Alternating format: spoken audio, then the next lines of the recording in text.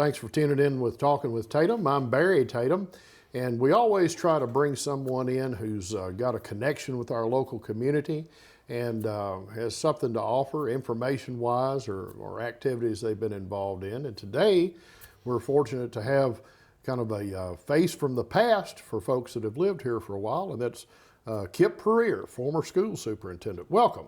Thank you. Good to be here. Yeah.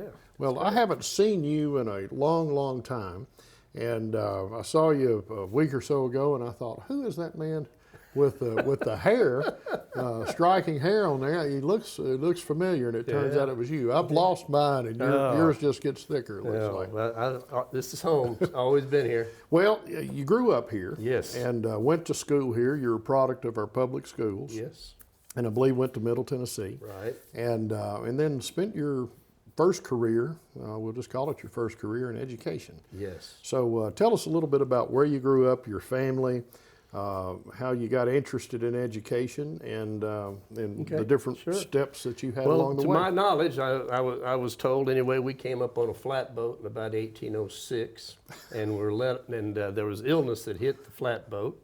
And everybody disembarked pretty much, I think, and settled on Puryear's Landing on Trousdale County side of the river. Okay. And there's a Puryear's Landing there to this day, and so that's where we all started. And we've been here ever since in some way, shape, or form. But yes, I did go to school here locally and participated in all the things that any other young person would, and tried to excel in as many of them as I could. And sports was one of those areas where I did excel and do quite well as doing the things that any student would do, and was able to excel in many sports, and was all state in two, and went on to play college basketball and baseball at Middle Tennessee State University, though I had some wonderful experiences traveling and being recruited by Tennessee and Vanderbilt and Alabama and Florida and a lot of other places. Yeah. And that's something for a young man, that's here to all of a sudden be able to have all those experiences and be able to test yourself against some of the best in other places. So I really valued that and tried to prosper by it and graduate on time and be able to, so many don't though, so many of my teammates and all, they thought they were going to play forever, and it doesn't work that way. There's only a 0.3% chance of staying 3 years at the professional level at about anything. So you better have something else to go to. You probably could play forever if they just would quit making those younger ones coming up behind you. Gosh, and it's so much more sophisticated now than it used to be. But I valued, 2 NCAA appearances in basketball. Today, there's 65 teams. And back then it was only 32, and we went 2 out of the 4 years I was there, and one time to the NIT, so I really got a chance to see a lot of that high level sports. Who was the coach at Middle back then? Jimmy Earl. Okay. In my mind, I was going back, I could name Roy Skinner and Don DeVoe at Vandy in Tennessee, but I couldn't think of I remember, that's right. And I remember, being recruited, and I didn't understand it I played and I loved it, but I didn't understand all the history. Right. But I remember when Ray Mears came to Lebanon High School, and the whole town went crazy. Right. That and they were cars pulling in everywhere and so forth, and then, and C.M. Newton came, and then Joe B. Hall from Kentucky came. Remember the people at Sunset? Yep. They were Kentucky fans Big to the time. end, and I tell you what, they were like, come by to see me all the time about going to Kentucky. It was just a lot of fun back then. Well, good times do have to come to an end. That's right. And you lose your eligibility after you've played the year. So what prompted you to get involved in education? Well, I loved history. That's what I thought. Well, I loved history. My family's big on history, and also I thought, well, I'll get my certification, I'll teach, and I'll coach football, basketball, baseball, whatever, pretty good with kids. So that's what I started doing. I did that for about 5 years. Where'd you start? At Mount Juliet, and I was in Mount Juliet, and did that and enjoyed it. But then I started thinking long term, am I going to stay in this business? Maybe I might try to see exactly what else was out there. And so at 28 years of age, I had gone back, finished my master's and so forth, and I took on a job at a school that had a hard time keeping principals back then, and I was at Southside Elementary, and it was a very difficult situation out there, it seemed like, for many, many years. And so here I was. There was another school that was a lot more accomplished, I guess, at the time that had offered me a position, but I chose to go to Southside because I thought, well, you know, it's the challenge thing, you know, Right. it's about challenges. What can you do? You know, anybody can do one that's in good shape, you know, but trying to change one that needs help, you know. So that's all I did. And we, you know, people don't remember, but today, Southside's probably one of the best schools we have in the county. People don't remember that it was that way. They didn't have any playground equipment. They had no sense of pride about, you know, they always felt like they were last, you know, so to speak. And so I went and got Philip Barnes. I don't know if you know who Philip Barnes is or not. But I went to the city schools, which was unheard of back in those days, and I said, I want you to come to Southside. What? He looked at me so funny, because we've been friends since we were in Little League together. And I said, no, this is important.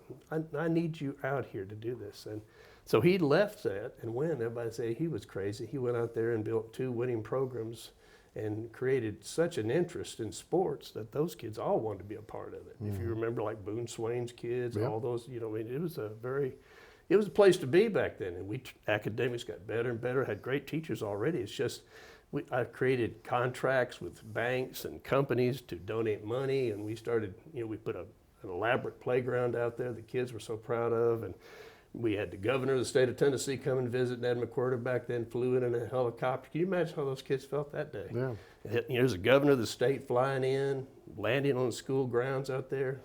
Oh, nobody else had that happen to them. Yeah. So anyway, as a result of that, we turned that thing around to where there was a lot of pride out there. Quentin Smith was out there back then. So then after those 4 years, I decided that I went to Rutherford County for a year as a principal over there at Walter Hill.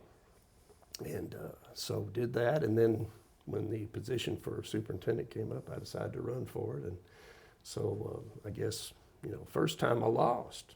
You know, sometimes you don't win every time, you know, so you have to, instead of quitting, you decide, you know, well, do I want to do that again or not? So I did, and then I was successful, and was successful a second time, and then had, you know, did that, went to Lebanon High School as the principal later on, enjoyed that, enjoyed trying to make some improvements there. And of course today we got a brand new beautiful facility out there. You know, so, you know, enjoyed doing that. You know, that's a lifelong dream. Go back to the high school where you were a student and a player and a participant, and then be the principal of the school. That was fun, so I enjoyed that. I was good about doing things for, you know, 5, 6, 7 years, and I was ready for another challenge. And so then I had my years in.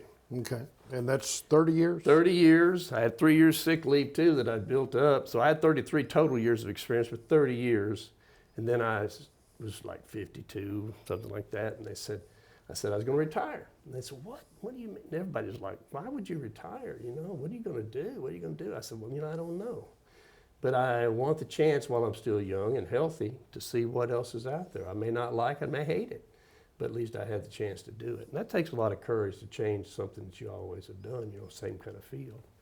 So I started, you know, talking to companies that I knew through the years that worked in education, and asked them about, you know, is there anything opportunity-wise? And so I had a slew of companies that were interested in me going to work with them and helping them and so forth, to help them make contacts with schools and so forth around the country. I thought, well, that sounds kind of interesting. So that's what I started doing, and I've been doing it ever since 2007, and a long time. Yeah. And I must admit the private sector does pay a lot better than the government side. I will admit that. Well, And, well, getting back to the public schools in there, we'll pick up on your career, because that's something I think is fascinating. When you were school superintendent, and today, education is what I call the biggest hog at the trough. Yes. We have local dollars to spend for taxes. Depending on whose statistics you look at, it's either 60% or 77% of local tax dollars go to education. Yeah. Everything else, police, fire, jail, solid waste, roads, all of that comes out of the remaining 25% or 30%, whatever's left.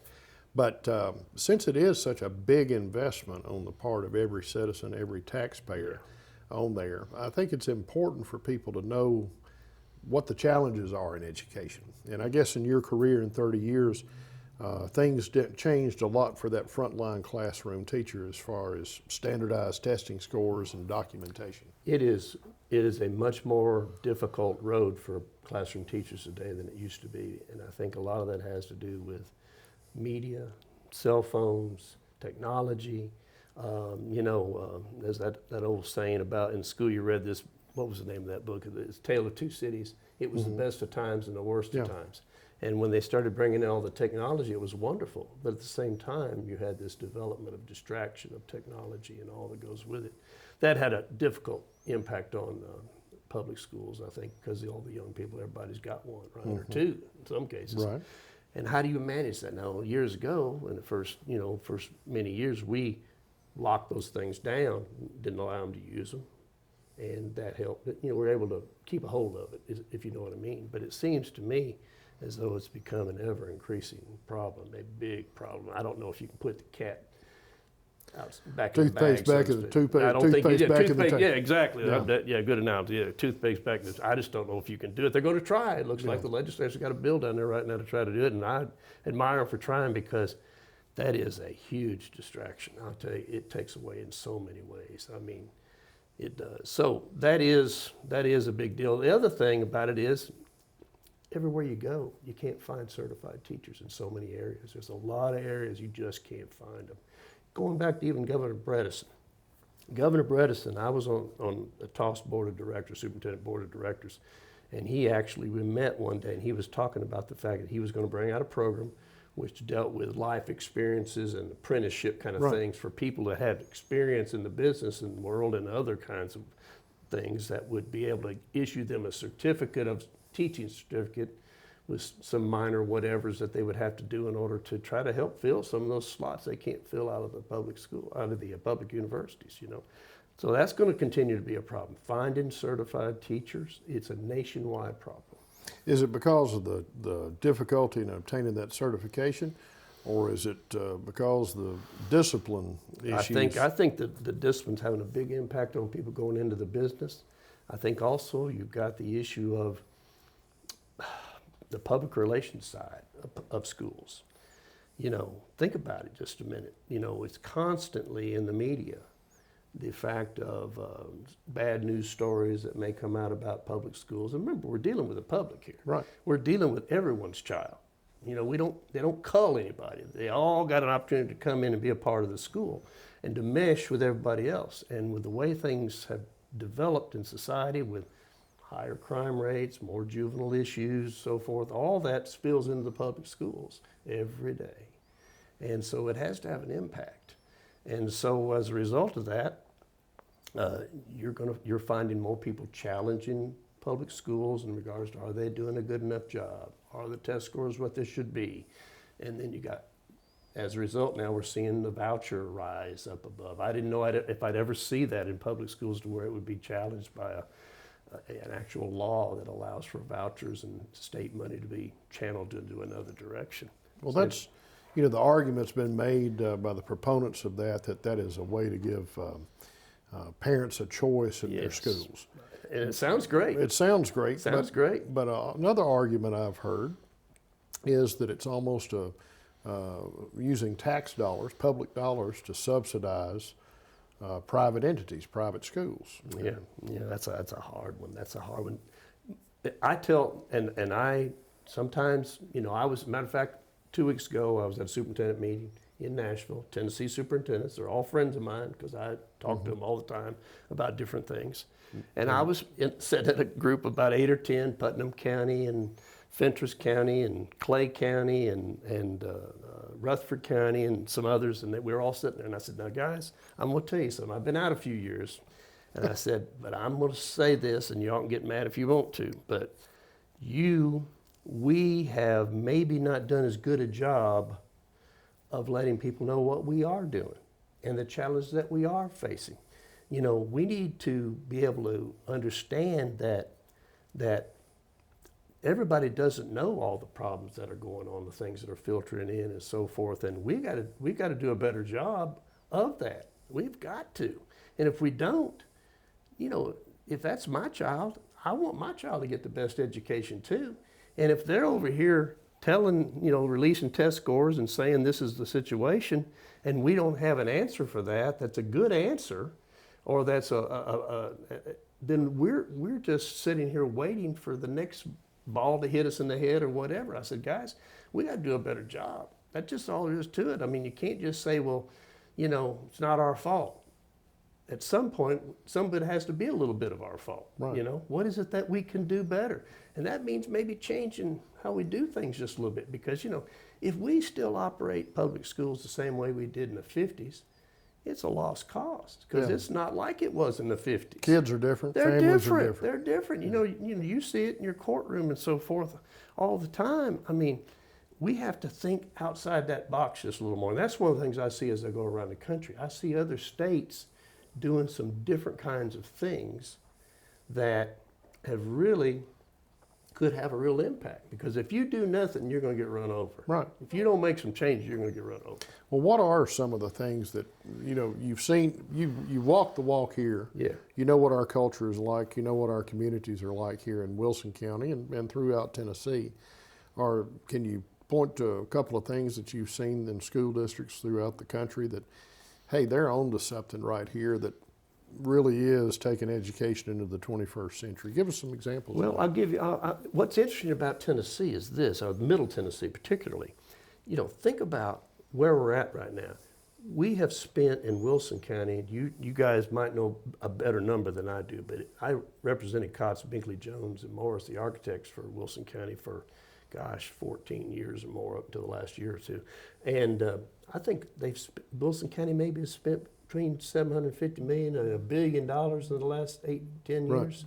Right. $1 billion, think about that. Yeah. And they've spent that much on people coming here. Now, why is that happening? Because those people actually believe that this may be a great place to live and raise a family. Well, they're not wrong. It is a great place to come and raise a family compared to a lot of other places. As a result, that's a new problem. Now you've got the issue of trying to provide an appropriate education for all these new people that have moved here, plus the ones that have been here all their lives. And that's a difficult issue right there in itself, trying to mesh all those together to maintain the thing that brought them here to start with, which is a small town, great atmosphere, good people. And when you bring all these different people from somewhere, there's a mesh to that, just natural. Culture shock. Culture shock. All of them are thinking, well, this is how we did it in Michigan. This is how we did it in California. I used to hear that a lot. And I'd say, well, you're in Tennessee now, and this is how we do it, So we'll be willing to listen, but don't expect us to become Michigan or California, because I think they got their own problems, So, but yeah, I think some of the other states, Florida, for example, they have a lot of problems.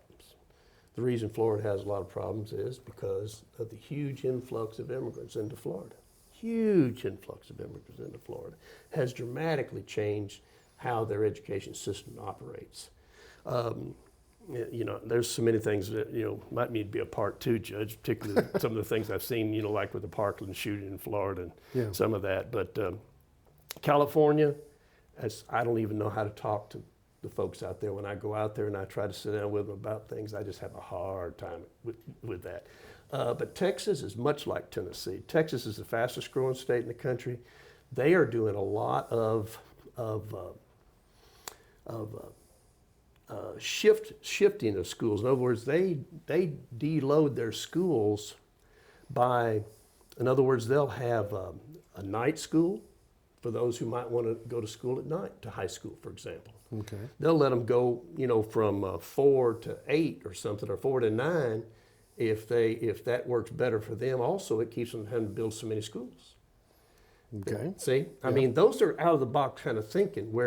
And then, for example, I've even think about it here sometimes. I think, rather than building another high school, maybe we can postpone that by looking at a shift kind of thing where you do a census of the public, of the students, and so see what their interests may be, and see if that's even a possibility that you could have a magnet type school, or something where kids have a special interest and that they would go to school a different time, use the same facilities, keeps from having to build a school, which the last school we built, Green Hills, 130 million? I knew it was north of $100 million. Yes, I think everything under about 130 million. That's a lot of money. You know how much Lebanon High School went over here? That bid was less than 40 million. I knew it was significantly less, but everything has gone up. Yes, I mean it's things have changed, and you know, I'm kind of an old school thinker on this. And you've seen it in your career, teaching at middle schools, elementary schools, and at the high school level, and then over a whole system. When you have a school that is so large that a teacher or a staff member, principal, can't look at a student and say for sure that kid's a sophomore. You lose a little something there. You lose something, and not only does the faculty lose that, but that kid loses a sense of community. Yeah.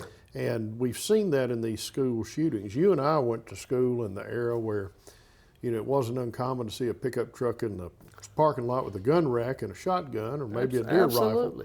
Absolutely. Now, if you or I were to do that, they'd lock down the school, call the SWAT team, and we'd be the lead story on the news. Yes, exactly. So, if schools were smaller, 800, 900 students as opposed to 1,900 or 2,000 students, would that not help the safety issue and the sense of community? Yeah.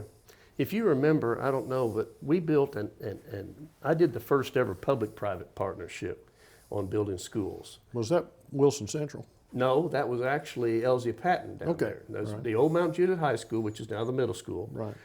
We were growing like crazy down there, and we had cost overruns on a lot of our schools prior to even me being in the superintendent job. It seemed like every bid we didn't really matter. They come back, need more money every time. So I said, I'm tired of this. So I tried to find a new way. So I found a public-private with Joe M. Rogers, and we did a guaranteed maximum price public-private venture and built Elsie Patton Elementary, which at that point was going to be a 9th grade annex. Right. Okay. Now, I had 2 reasons for wanting to do that. I'd found enough research by traveling around that I found that 9th graders don't fit anywhere. You know, for the most part. You got a point, Ninth graders are thinking that they're grown, but they're not. Right. They're not ready to be unleashed on 12th and 11th graders and so forth in most cases, a lot of cases. Right. So I said, you know, if I build an annex, I'm finding research is showing me that if I put those kids into an annex and ease them into the high school setting, they're going to be more successful. So that's the reason that we did that. And we built that school in 14 months when usually it takes a school 3 years or more to build a school. And we did that and saved a lot of money. Governor Sunquist was the governor then. He came, saw it, thought it ought to be done more often. What ended up happening, the builders in Tennessee lobbied in the legislature to kill it from ever being done again. Well, there are multiple things that you have to deal with in the school system. You don't have any taxing authority. Right. So you're necessarily dependent upon your local government for that source of funding. Then you've got all the Department of Education regs that you have to meet, both state and federal. A lot of it. And then you've got the whole issue of teaching kids how to be successful academically. Where do you see the future of public education going? What are vouchers going to do? Well, in a small rural area, you know, it's like I was talking to those superintendents I was telling you about. Like some of Fenchurch those County. Yeah, they're not going to be challenged by a private school. Right. You might have somebody try to start something with a religious something or other up there or whatever. But in a larger sense, I don't think you're going to see a lot of that. But in these suburban and urban areas, I think it's going to have some impact. I think it's going to have some impact. And, you know, you hate to lose your good, strong families, you know, that have good, strong a base of support inside the community. You want all those kids to learn how to mesh together. You want all those kids to learn how to learn from each other. Right. You know, they all can learn something from each other in about, you know, how to function, how to be successful. You know, some of my good friends in school, their mamas and dads and all that, they were supportive of me just like they were supportive of their own kid through sports or through, you know, clubs or just in the community as a whole. And so you hate to have a split community. That's one of the things I hate seeing about when you start building more and more high schools in a community, like in Rutherford County when you saw Riverdale and Oakland open up. Right. Well, heck, now there's so many schools over there now that you can't even go in to try to find any support for the school because we back this one and we back this one and we back this one. It didn't used to be that way, Right. you know, everybody pulled together. So that's a downside of it. Rutherford County can't even find land in the zones where they need to build the school. And if they did, the land's too expensive for them to be able to afford. Well, that's, I haven't heard the idea about the shift schools. It's coming in a lot of places.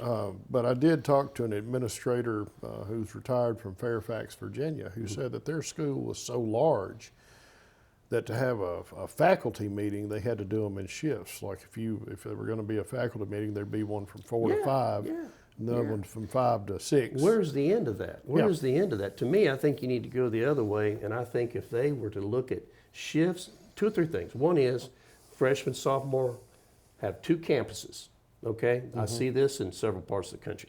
You have 2 campuses. You'll have freshman, sophomore campus on one area, junior, senior on the other.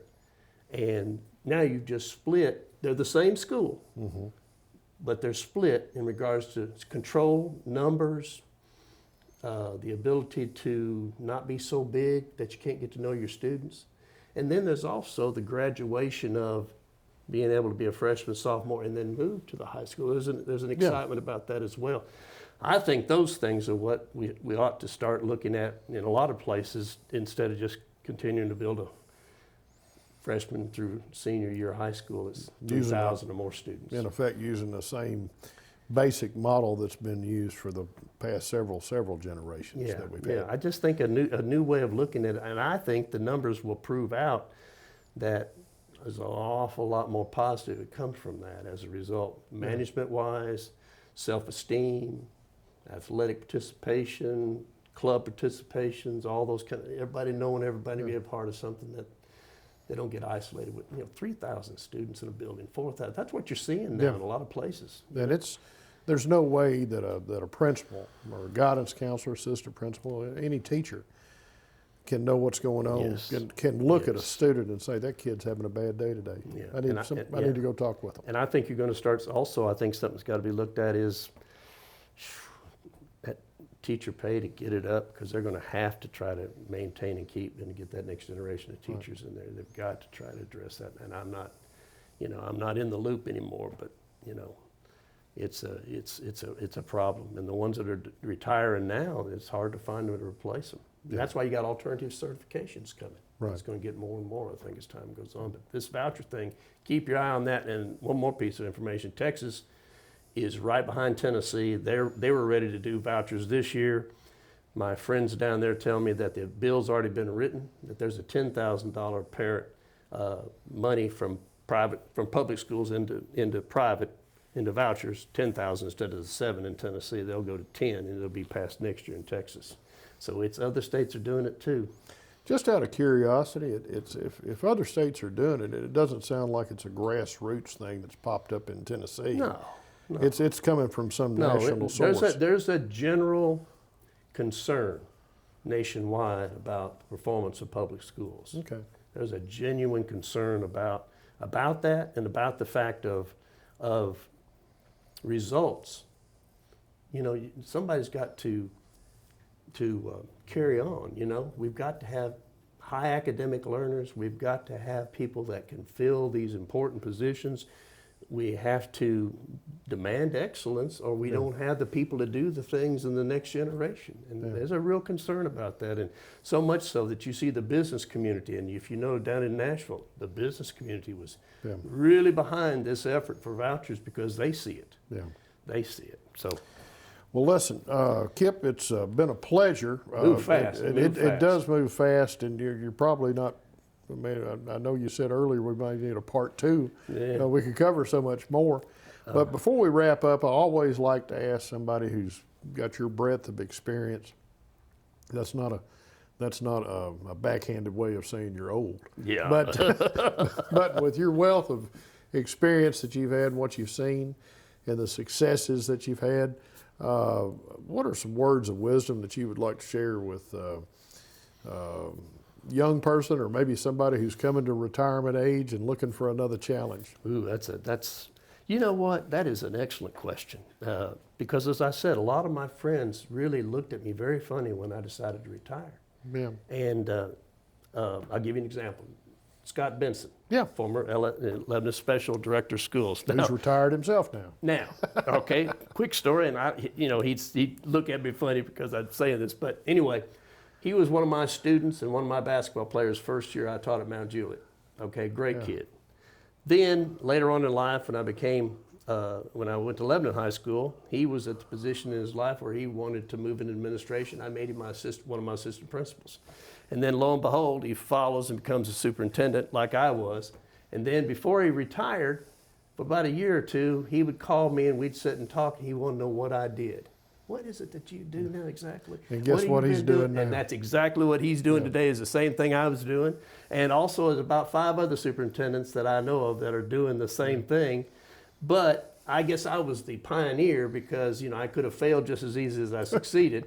And but no, that would be my thing, would be play by the rules. I always played by the rules. I worked hard and found my niche, found things that I could be good and excel at, knew what I had to do to get there, worked hard, straight up, stayed out of trouble, and then opportunities when they came, I took advantage of them.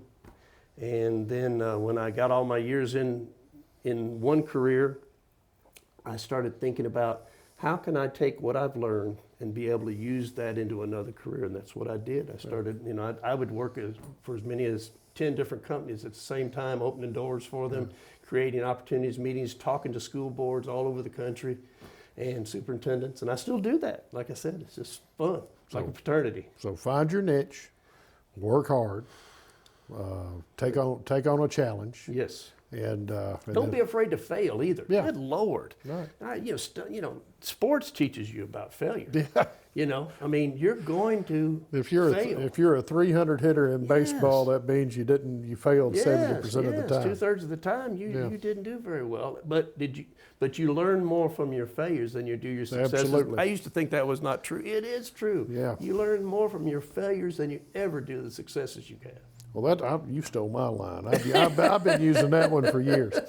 Kip, thank you so much for joining us. Thank you, Judge. You got a little parting gift on here. It's a commemorative cup with a mouse pad and a lens wipe, and love for you to have that. Thank you. Appreciate it. And this is great. It's wonderful. And hang on to it a week or two before you put it on eBay.